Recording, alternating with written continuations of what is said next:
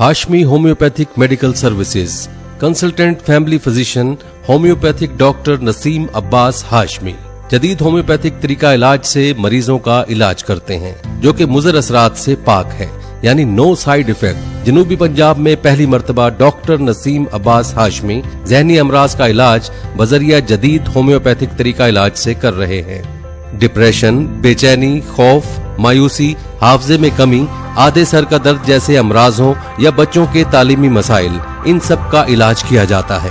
जल्दी अमराज जैसे खारिश, चंबल, दाद, चेहरे पर मौजूद कील महासे, छाइयाँ, बच्चों के अमराज, जिस्मानी नशोनुमा में कमी, चिड़चिड़ापन, देर से बोलना, देर से चलना, बिस्तर में पेशाब कर देना, अमराज मैदा और जिगर, हेपेटाइटिस बी, सी, यरकान, शुगर, अल्सर, जोड़ों के दर्द का इलाज, अमराज मखसूसा, कमजोरी, बांझपन जैसे मसाइल के इलाज के लिए consultant family physician doctor Naseem Abbas Hashmi से राब्ता कीजिए।